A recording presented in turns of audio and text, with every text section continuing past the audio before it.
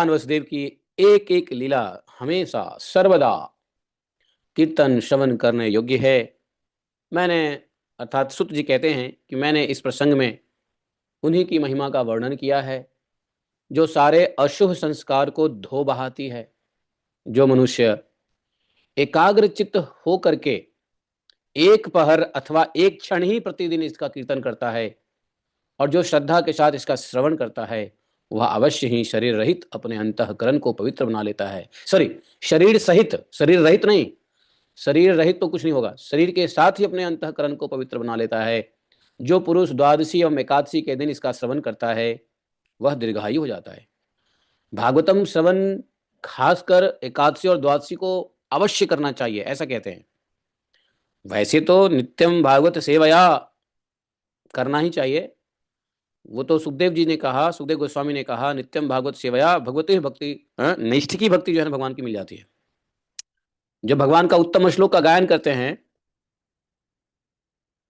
तो निष्ठ की भक्ति मिल जाती है? निष्ठापूर्ण भक्ति। भगवते उत्तम श्लोके भक्ति भगवती निष्ठ की। तो उत्तम श्लोक भगवान का कीर्तन जब होता है तो भगवान में ही निष्ठा बढ़ जाता है। तो यहाँ पे सुत जी कहते हैं कि द्वादशी एकादशी का तो इसका श्रवण खास कर करने वाले दीर्घायु हो जाता है। और हम लोगों ने तो ऐसे कोई द्वादशी एकादशी छोड़ी नहीं है जिसमें भागवतम कथा ना हुआ हो। ऐसा हुआ है क्या कभी कि किसी एकादशी द्वादशी को भागवत कथा नहीं सुना हो? हमने छोड़ा ही नहीं। आप लोगों ने शायद छोड़ दिया होगा, नहीं आए होंगे, लेकिन हमने तो नहीं छोड़ा। दीर्घायु हो जाता है। और एक बात है, निराहार रहकर भोजन नहीं करके जो पाठ करता है उसके पहले के पाप तो नष्ट हो ही जाते हैं। और पाप नष्ट हो जाए तो क्या बात है, पाप की प्रवृत्ति भी नष्ट हो जाती है। पाप करने की जो प्रवृत्ति होती है, देखो व्यक्ति पाप कब करता है? जब पाप की प्रवृत्ति हृदय में होती है।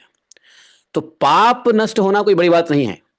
अगर प्रवृत्ति नष्ट नहीं हुई तो पाप नष्ट नहीं होगा। इसलिए मूल है प्रवृत्ति। पाप करने की प्रवृत्ति नष्ट हो जाती है।